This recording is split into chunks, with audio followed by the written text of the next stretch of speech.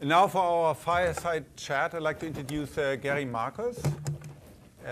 First, Gary Marcus is a professor at NYU. He got his degree from that other Institute of Technology on the other coast, working with Steve Pinker.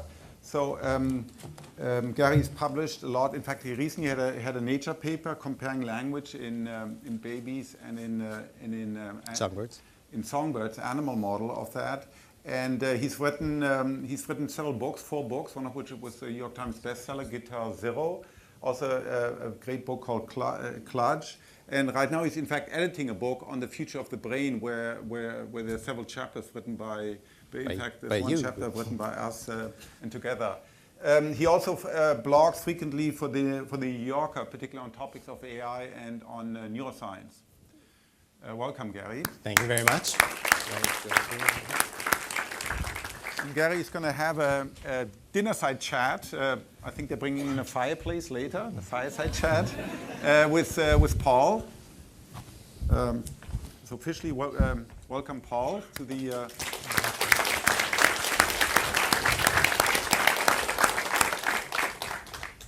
So I think, given where we are, I think instead of having a fireplace, we should actually set fire to one of Jimi Hendrix's guitars. That'll keep us warm. So first I want to say happy 10th anniversary to everybody at the Allen Brain Institute. I think we should give a warm hand to everybody, including, of course, Paul.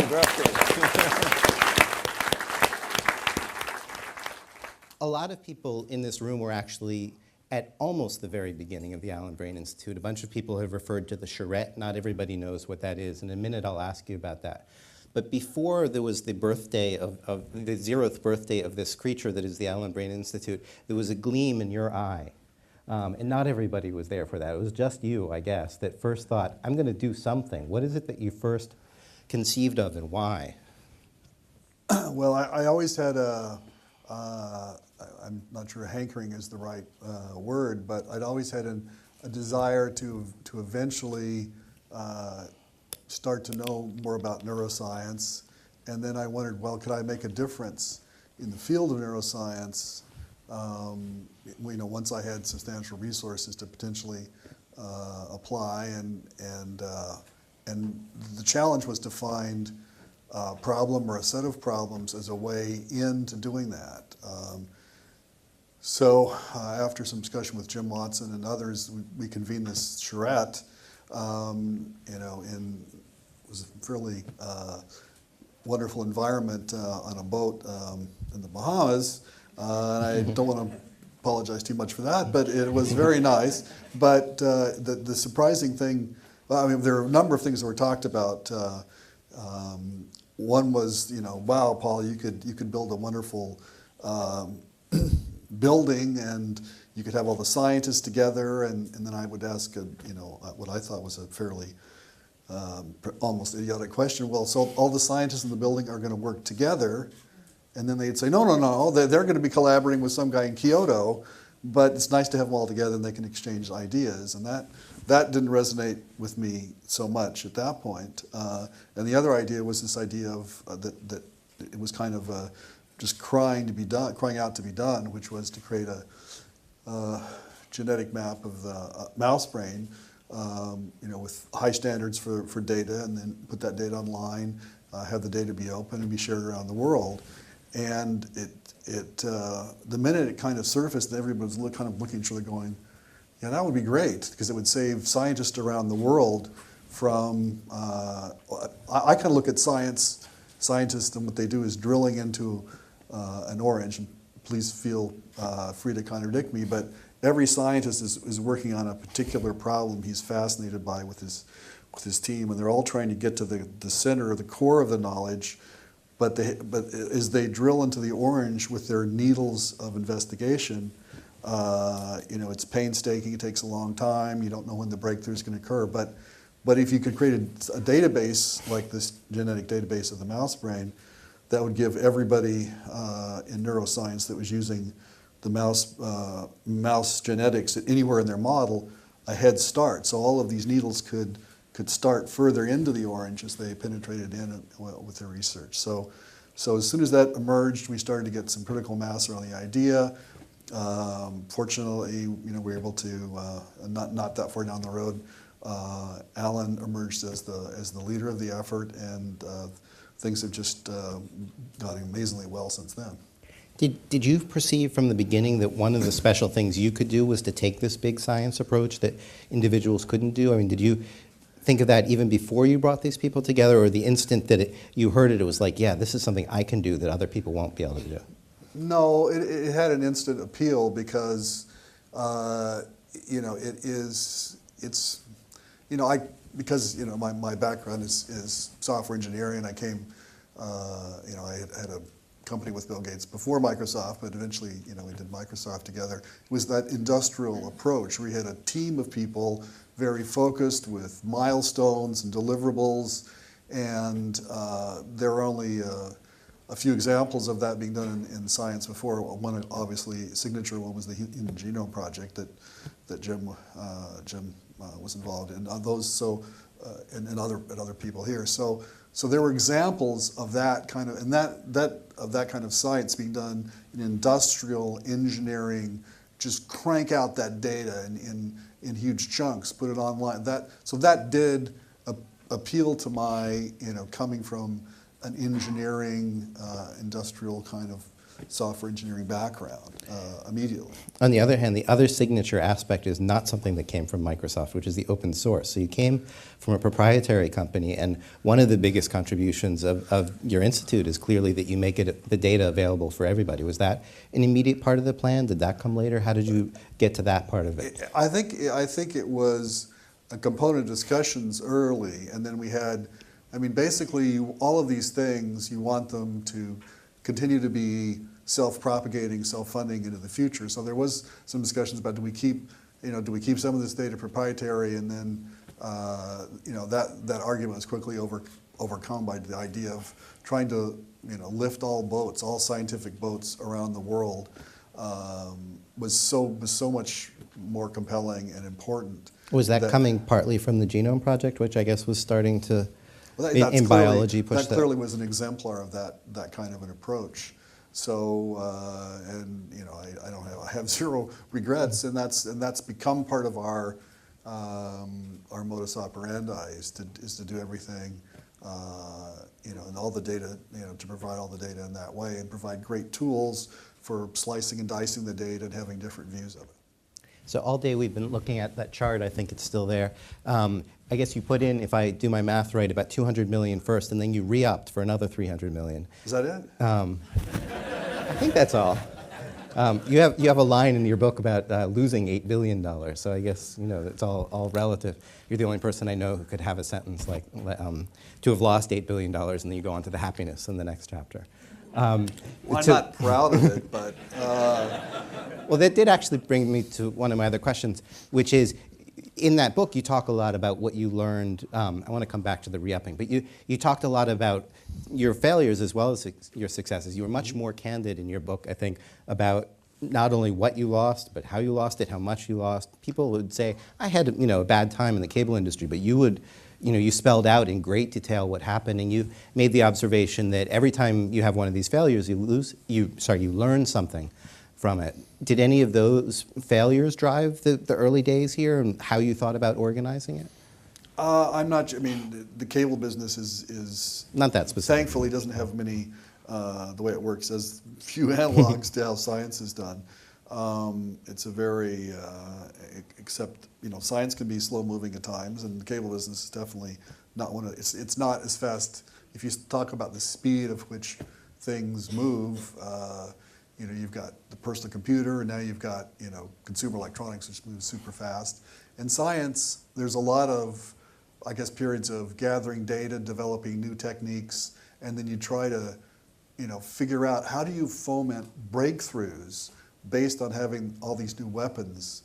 Are there processes like industrial science that can help accelerate that?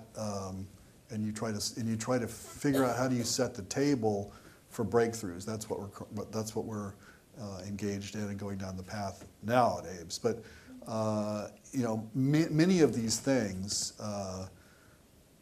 turn out to be people questions. Who's the leadership of your cable company?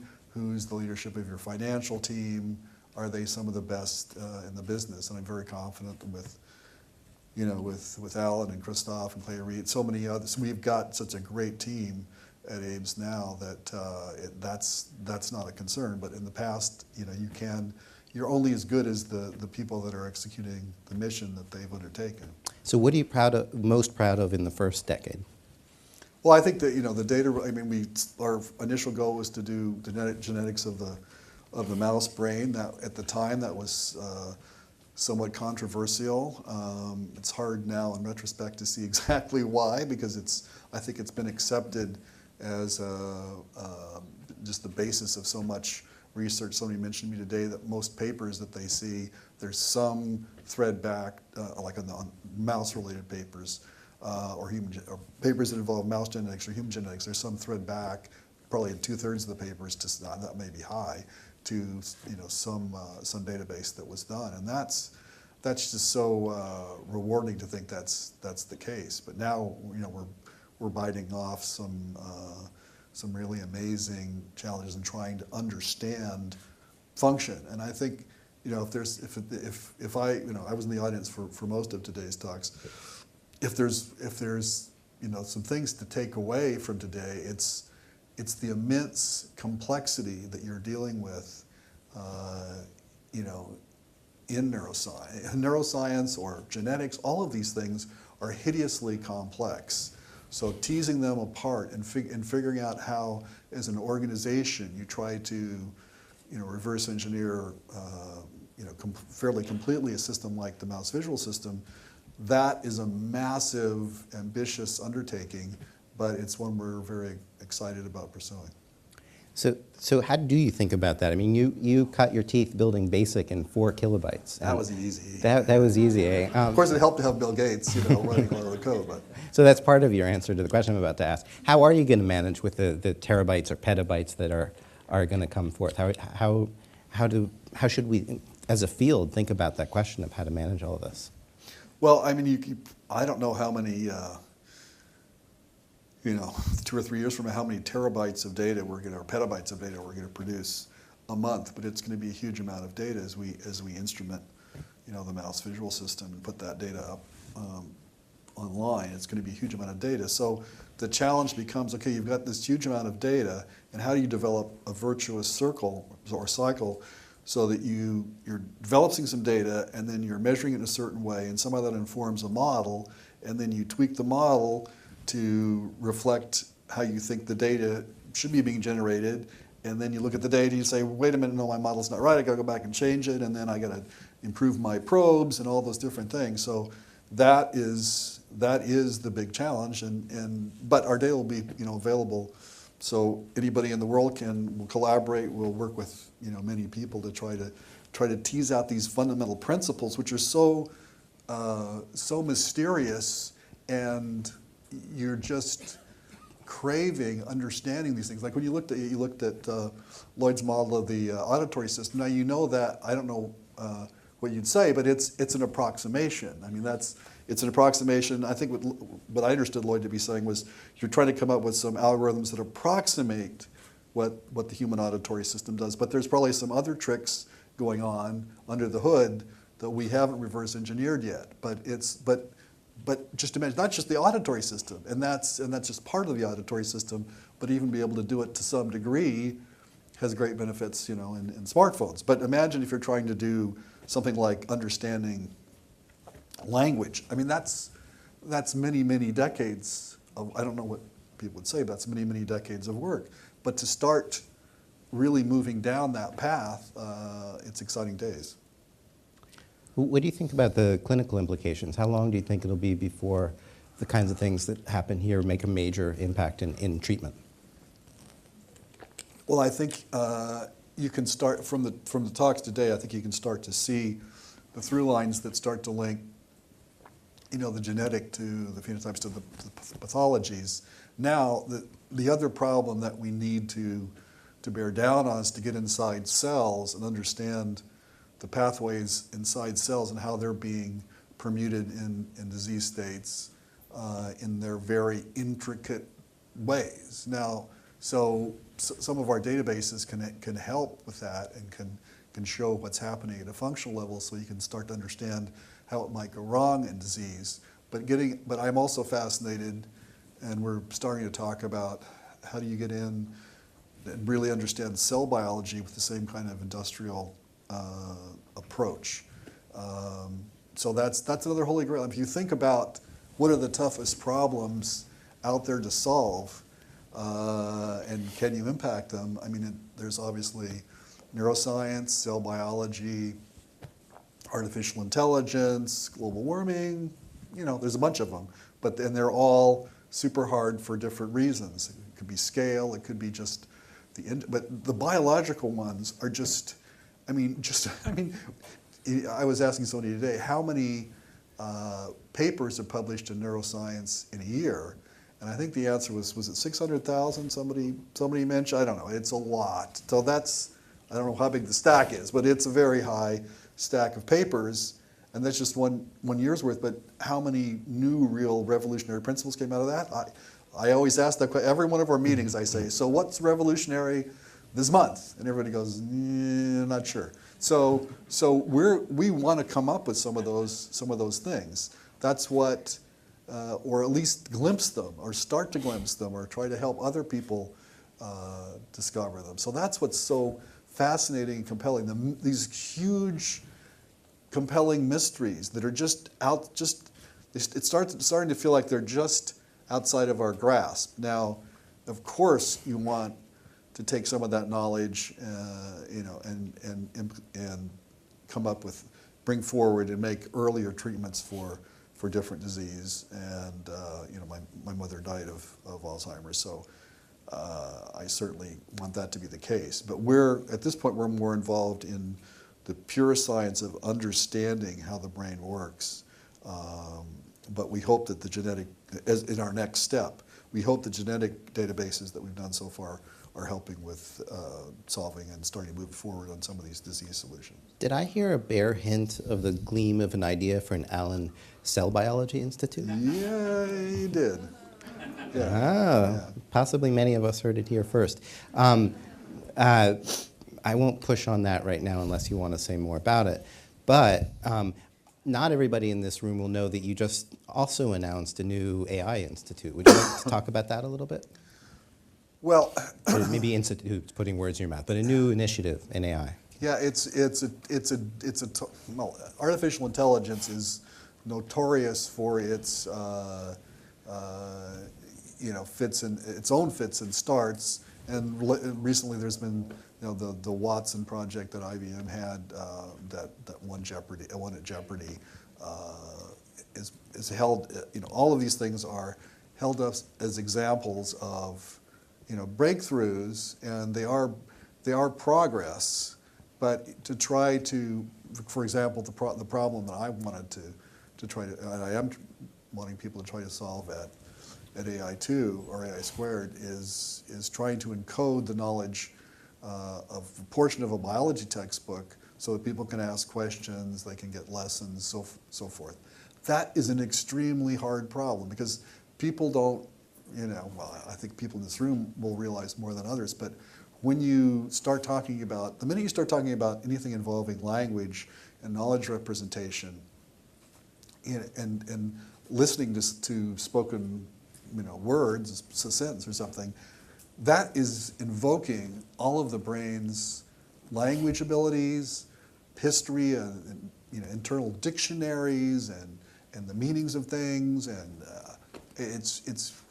it invokes a huge part of your brain to understand, just the evening news, or much less a biology textbook, which is, you start talking about a cell membrane. Well, just describing logically to a computer what a cell membrane really is you can't even do it with pages. Nobody knows exactly how to represent it optimally in a piece of software, just to give you an example. So you can kind of do something, but not anything that's complete. So you end up with something that, well, Paul, we encoded, the researchers are coming in and saying, well, Paul, we encoded 40% of this chapter of biology, but then you start looking at it, and the expression of what a membrane is is not what exists in the human mind to represent a membrane. So that's a whole green field of further research. So I'm very excited that Oren Etzioni from the University of Washington has joined us to head up that effort, and I'm optimistic we can make some progress. They're using an approach that is in somewhat analogous to the things we talked about today, where it's not any one algorithm. It's a bunch of cooperating algorithms that together have a power that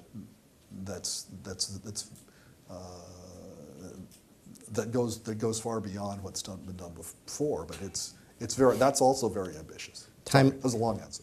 Timeline question for you. I happened to notice in one of the breaks today that in the museum here you have Commander Data's uniform. So how far away from having an Android brain on that? I'd like to ask that guy some questions. He has some answers. I'm sorry? How far away do you think we are from human level AI? I mean, you've had a bit of an argument with Ray Kurzweil about that. Well, I have, I guess, a strong allergy to these arguments that progress is just based on some exponential curves. No, progress is based on somebody having a blinding flash of insight after they looked at a bunch of data, and then they have a realization. They connect the dots, and you can't just plunk down on a graph when those flashes of insight occur. So imagine, take the brain. Is it 20 Nobel Prizes, 100 Nobel Prizes, 500 Nobel Prizes before we understand really how the brain works as well as Data's brain did in the TV show, where he was really an actor playing an android. We're so far away.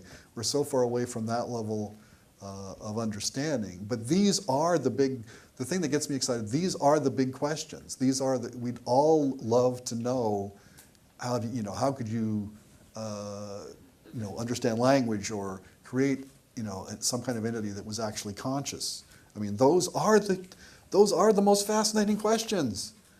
We all love to be working on those questions. So I'd love to be on the periphery of these things and try to set the table and try to talk about, okay, there's the landscape of all possible neuroscience problems. Okay, which do we go over here? Do we go over here? What do you think? And try to facilitate those discussions. We working on those problems love that you're supporting these things. I think the kinds of challenges that you're supporting are things that governments don't always do, because I think they're often focused on what's the immediate thing that we can do tomorrow.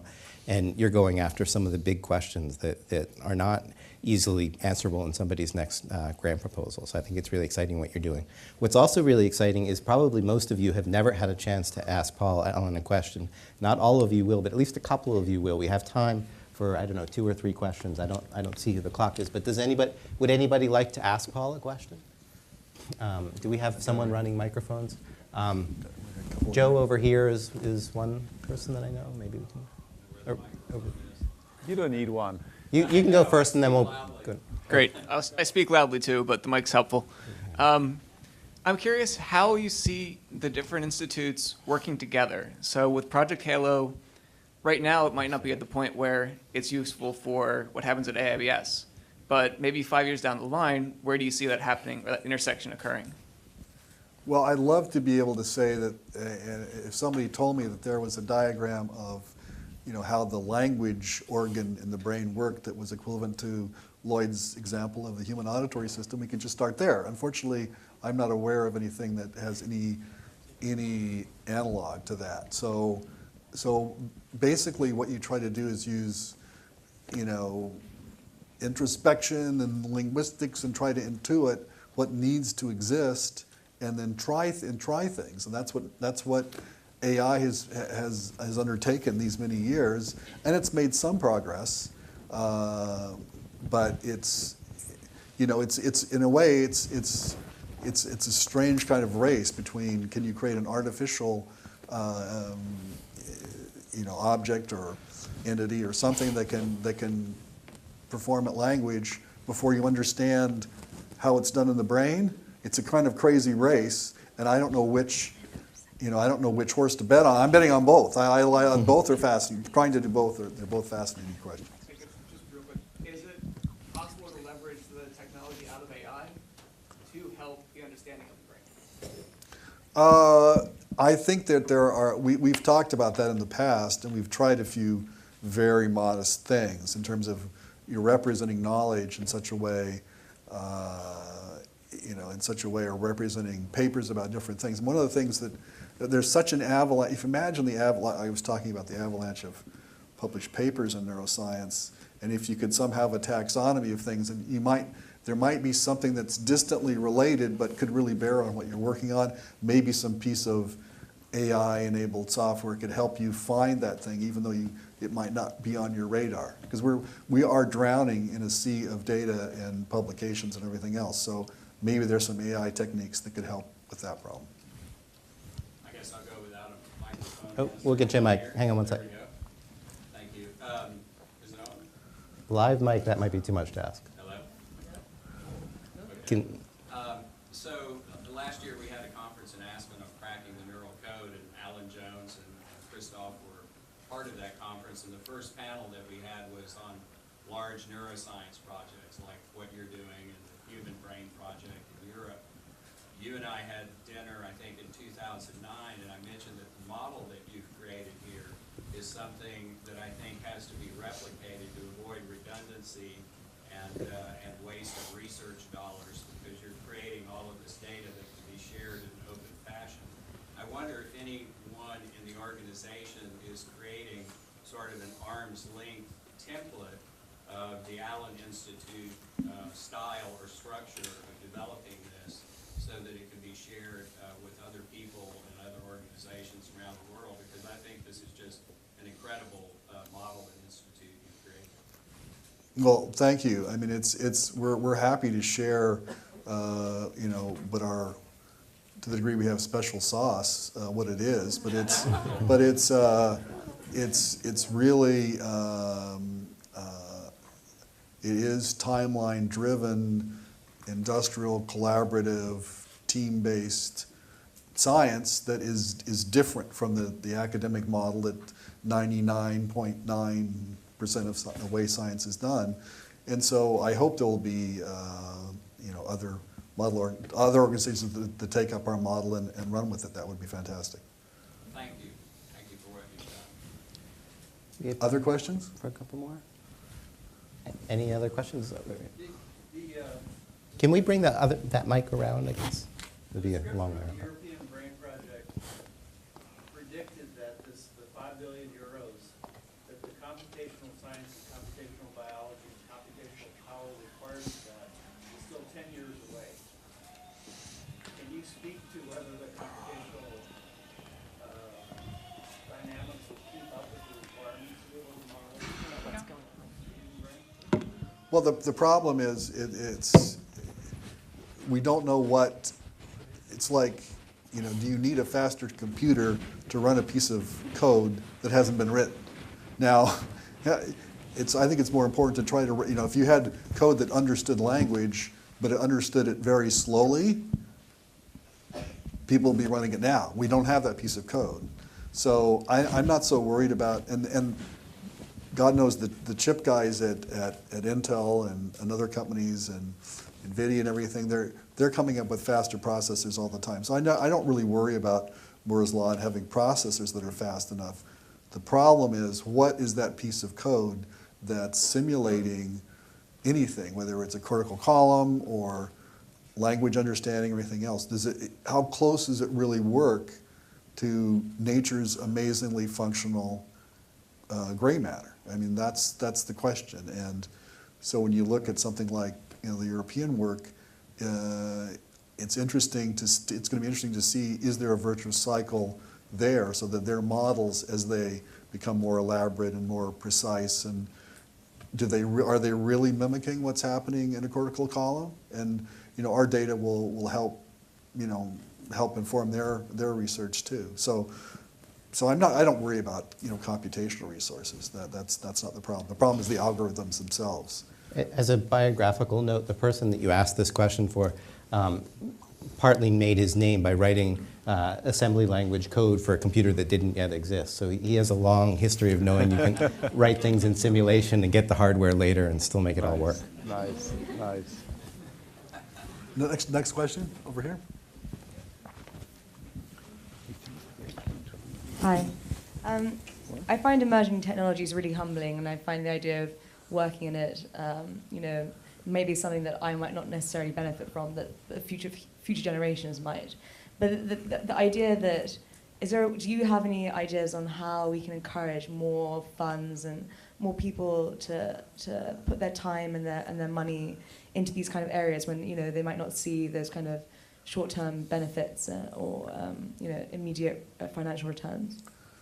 Well, I think that kind of opens up the question of how much, what can you do to give more impetus to pure research? I mean, we all benefit from things like the ARPANET, which became the internet, were done, basically funded by the Defense Department as pure research at one point, and I became aware of it in the, I guess this shows my age, back in the 60s. So, but now we're all using the internet all the time. So how do you get government or philanthropic institutions to pivot so they spend more on pure research? That's a great question, and I think it has a lot to do with getting the message out and showing the downstream benefits. The downstream benefits from any of these things, and saying we should dedicate some portion of everything we're doing to this. I just personally feel like I think we've all seen the benefits of pure research, and I personally feel a call to want to do this kind of pure research in different domains and try to attack these mysterious, wonderful, incredibly hard problems. How do you get in there and try to solve them? But knowing that it's going to be decades, down the road before you may see, true impact. I mean, I'm looking forward to the day that somebody sends me an email saying, okay, there's a new drug that's been discovered to treat this because of something that was done at AIDS. I think there may already be such a thing, but that's the kind of patience you have to have, because there are decades and decades of work. I remember I went into Dr. Eric Kandel, a famous memory researcher. I went into his office full of enthusiasm. This is probably 8 years ago, and I said, Dr. Kandel, we're starting this Brain Institute, and I want your advice, and we're going to make so much progress in the next 10 years. He said, stop, Mr. Allen. Not in my lifetime, and not in your lifetime, are we going to understand fully how the brain works. I mean, the scope of the problem is so huge and so intricate, but you got to attack it and start making progress. And so I'm very excited to be, dedicating a big amount of my resources to trying to move that forward with an amazing team of people. I'd like to thank Alan and everybody else from Christoph, everybody else from the Brain Institute for being involved.